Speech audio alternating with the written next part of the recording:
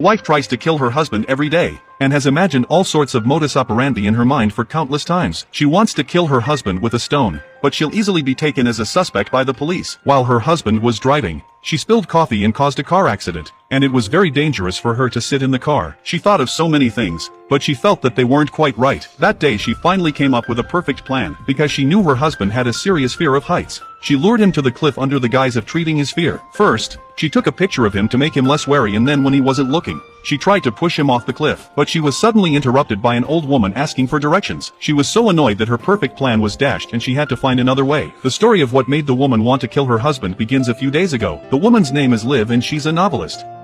She met her husband, Will, at a friend's party. They fell in love at first sight and soon entered into marriage. After marriage, the two of them were very fond of each other and would occasionally create a little romance. But one day, while Will was in the shower, Liv suddenly saw a text message on Will's mobile phone. She opened it and saw that it was an ambiguous word which made her mind blank in an instant. Had her husband Will done something wrong to himself? Will was very upset to learn that Liv had peeked at his mobile phone, but he explained to Liv that it was just a colleague's joke. In the face of Liv's incessant questioning, Will had no choice but to tell the truth about his betrayal. When she learnt the truth, she was devastated and kicked Will out of the house. But the next morning, Will came back to apologize and brought back 2 tickets to Epic Park. This was instantly appealing to Liv because she'd always wanted a life of wilderness adventure. And with Will's sincere apology, Liv forgave him, but things didn't go as well as he'd hoped. The next day she went online to find out what the trip was all about, but accidentally found a video on Will's computer that hit her hard. It turns out that Will had been lying to himself the whole time and that he never broke it off with Carla. Liv was devastated, but for once she didn't show it, pretending not to know anything. She even gladly accepted Will's little surprise. From that moment on,